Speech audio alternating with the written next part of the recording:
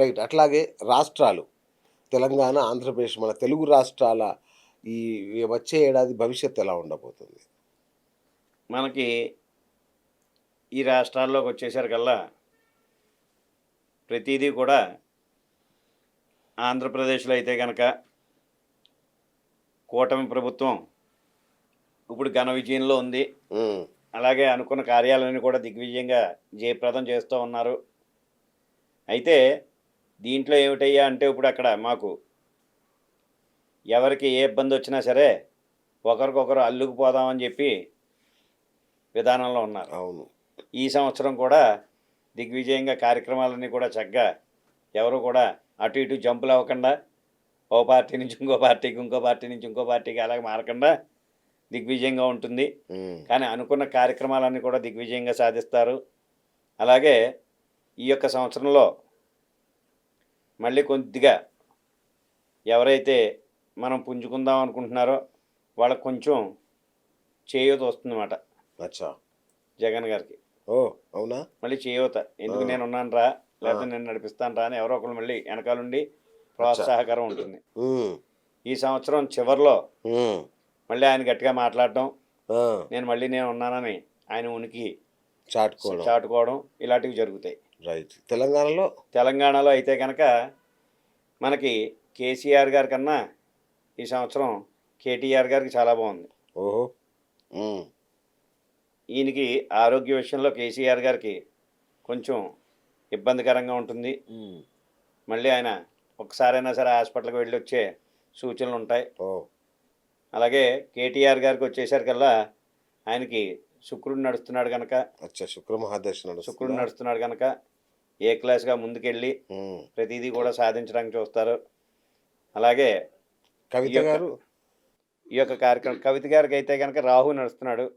రాహు వల్ల ఏంటంటే వాళ్ళు మంచి చెప్పినా సరే బయట వాళ్ళకి చెడు కింద ఉంటుంది. ఆవిడ ఇప్పుడు ఏది మాట్లాడినా సరే ఏదో ఒకటి దాంట్లో నెపాన్ని ఎతకడానికి చూస్తూ ఉంటారు. Okay okay. అలాగే కిరణ్ కుమార్ రెడ్డి గారు ఉన్నారు. అవును. ఆయనకి కూడా ఈ సంవత్సరంలో మాకు సీఎం చేశారు ఆయన ఇదివరకు. అవును. చాలా ఈ సంవత్సరం ఆయనకు కూడా కొంచెం ఆరోగ్య విషయంలో అవునా ఇబ్బందులు కలుగుతాయి. ఓకే. అంటే ఇప్పుడంటే రాజకీయాల్లో మాకు కనపట్టలేదు కానీ ఆయన ఇదివరకు మొన్నటిదాకా కూడా మాకు బాగా మాకు చాలా చక్కగా పాలించాడు ఇరు రాష్ట్రాలని కూడాను.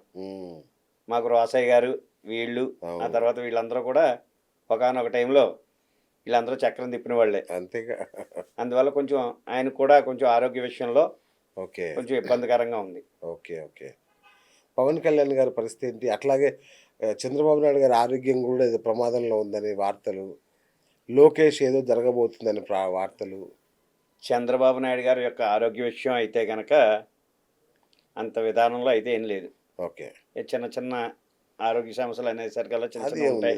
అది పెద్ద కామను. మీకు మళ్ళీ పుష్కరాలు వెళ్ళేదాకా మాకు ఒక ఆచారం ఉంది ఆంధ్రప్రదేశ్లో. పుష్కరాలకి ఎవరున్నా లేకపోయినా సరే చంద్రబాబు నాయుడు గారు సీఎంగా ఆయన ఉంటారని పూర్వం నుంచి ఆనవాయి. ఇదివరకు ఒకసారి ఎన్టీ రామారావు గారు ఎప్పుడో ఉన్నారు. ఆ తర్వాత 3 సార్లు వస్తే 3 సార్లు కూడా ఈయన ఉన్నారు, 2 సార్లు. అలాగే ఒక నమ్మకం అదంతా కూడా. ఈయనకి ఈ సంవత్సరంలో మాత్రం నేను నిజంగా ఆరోగ్య విషయం బాగోలేదు, లేకపోతే పవన్ కళ్యాణ్ అయిపోతాడు, లేకపోతే ఇంకోళ్ళు అవుతారంటే కనుక ఎవరు ఒప్పుకోరు. అబ్బే ప్రతి సంవత్సరం ప్రతిసారి పుష్కరాలకి ఆయన నుండో సీఎం అంటూ ఉంటారన్నమాట. అలాగా ఆయనకి ఆరోగ్య విషయంలో అయితే కనుక అంత ఒడిదుడుకులు అయితే ఏం లేవు. Very good. అలాగే ఇబ్బందులు అయితే కనుక ఏమీ కలగవు.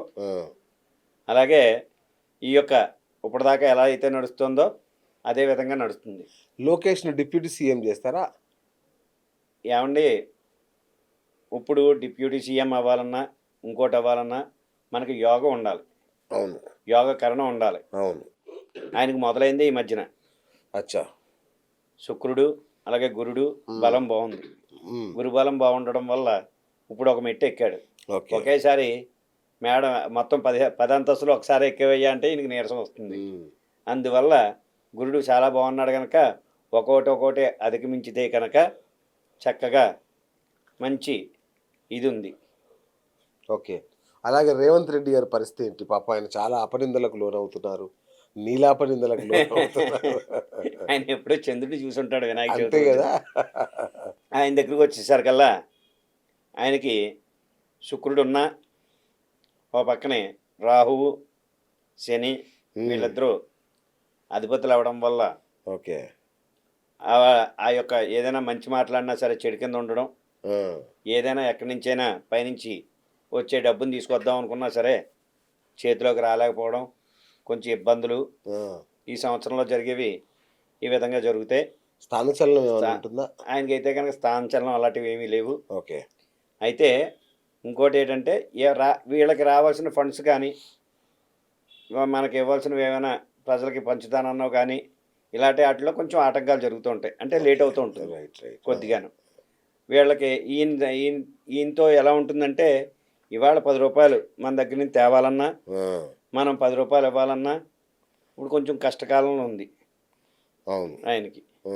అంటే ఈయన మంచి చెప్పినా సరే చెడు కింద ఉండడం, తెచ్చే చోట త్వరగా రాకపోవడం, ఇచ్చే చోట త్వరగా ఇవ్వకపోవడం, ఈ విధంగా ఉండడం వల్ల కొంచెం ఇబ్బందులు ఉంటాయి. కానీ దీంట్లో మాత్రం మార్పులు అయితే కనుక ఏమీ లేవు. ఈయన మారిపోయి ఇంకోటి రావడం లేకపోతే ఇంకోటి చేయడం ఇలాంటివి అయితే కనుక ఏమీ లేవు. Okay okay okay okay. And Hyderabad నగరం, విజయవాడ నగరం ఎట్లా ఉండబోతున్నాయి ఈ సంవత్సరం అంతా? కూడా సస్యశ్యామలంగా ప్రతిదీ కూడా ఏ పని మొదలుపెట్టినా సరే అన్నీ కూడా దిగ్విజయాల కింద ఉంటాయి.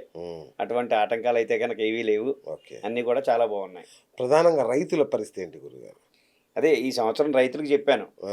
ఎలాగా పంటలకు అయితే కనుక ఏ ఇబ్బందులు లేవు. ఎండ అయితే కనుక నీళ్లు ఉంటాయి. ఎండ ఎంత అయితే ఉంటుందో దానికి తగ్గ వర్షం కూడా ఉంది. మనకి 2 కుంచాల వర్షం ఉంది. 2 కుంచాల వర్షం కురిస్తే కనుక చాలా విశేషం మాట. ఈసారి 2 కుంచాల వర్షం కురుస్తుంది. అయితే ఇంకోటి ఏంటంటే ఫస్ట్ పంట కన్నా రెండో పంట చాలా ఎక్కువగా పండుతుంది.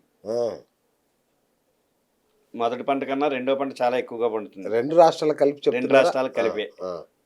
ఆ తర్వాత మనం చూసుకోవాల్సింది ఏంటంటే రైతులు నలుపు కానీ ఎరుపు కానీ ధాన్యాలు ఏ వేసినా సరే సస్యశ్యామలంగా పడుతాయి. ఇబ్బంది అయితే లేదు. నల్లరేగడ నేల ఏదైనా ఉంటే కనుక దాంట్లో ఏ విత్తనం వేసినా సరే సూపర్గా పండుతుంది. పాడికి అయితే కనుక లోటే లేదు ఈ సంవత్సరం. అలాగే మనం ఈ సంవత్సరం మాత్రం ఈ 2 రాష్ట్రాల్లోనూ కూడా చూసుకోవాల్సింది ఏంటంటే మంచినీళ్ళకి చాలా కరువు అవుతుంది. కొద్దిగా ఎండాకాలం ఫుల్గా కూడా విపరీతమైన ఎండలు ఇదివరకు మీద అనుకున్న దాని మీద ఎక్కువగా ఉంటాయి అన్నమాట. అయ్యో ఇదివరకు అసలు ఉండలేకపోతున్నాం అంటే దాని మీద ఒక 4 డిగ్రీలు ఎక్స్ట్రా ఉండొచ్చు కానీ ఇంక తక్కువ ఉండదు. అలాగే శీతలకాలం వచ్చేసరికల్లా చల్లదనం కూడా అలాగే ఉంటుంది. ఈ సంవత్సరం అన్నీ అధికంగానే ఉన్నాయి. ఓకే ఓకే గురుగారు. సో ఫైనల్గా మా ప్రేక్షకులకి ఏం చెప్తారు? 24/7 కొలుగురి ప్రేక్షకులకి అందరికీ ముందు చెప్పవలసింది ఏంటంటే ఉగాది శుభాకాంక్షలు. తర్వాత ఈ సంవత్సరంలో ప్రతిదీ కూడా ఇలా ఉంటుంది అలా ఉంటుందని అపోహలు కానీ బయట ఎవరైనా చెప్పినవి మీరు ఇంటి దగ్గర అమ్మలక్కలు ఎవరైనా చెప్పినవి అవి ఇవి కూడా వినకుండా నమ్మకుండా ఆరోగ్యంగా ప్రతి ఒక్కళ్ళు కూడా ఈ సంవత్సరం అంతా కూడా ప్రతి ఒక్కరికి కూడా సస్యశ్యామలంగా ఉంటుంది. అన్ని పంటలు అయితే ఆరోగ్యం అయితే అన్నిటిలోనూ కూడా చాలా బాగుంది. దేనికి కూడా మనం వెనకాడకుండా ప్రతిదీ కూడా ఏదైనా సాధించవచ్చు. ప్రతి సంవత్సరం మీద ఈ సంవత్సరం మాత్రం ప్రతి రాశి వారికి కూడా చాలా బాగుంది. అందువల్ల ప్రతి ఒక్కళ్ళు కూడా ఏవి ఆలోచించకుండా వేరేవేవి మనసులో పెట్టుకోకుండా మీరు చక్కగా మీ యొక్క జీవన శైలిని నడిపితే కనుక అనుకున్నవన్నీ కూడా చక్కగా సాధిస్తారు. అందరూ కూడా మంచి ఆరోగ్యంగా ఐశ్వర్యంగా మంచి సంపత్తో మంచి సంతానంతో ఆరోగ్యంగా ఉండవలసిందిగా కోరుచున్నాం. ఓం నమః శివాయ. సంతోషం గురుగారు, ధన్యోస్మి. చూశారు కదా, షష్టగ్రహ కూటమి వల్ల ఎలాంటి నష్టం లేదు. ఎవరు భయపడాల్సిన అవసరం లేదు. చక్కగా ఉగాది పండుగని ఆనందంగా జరుపుకోండి.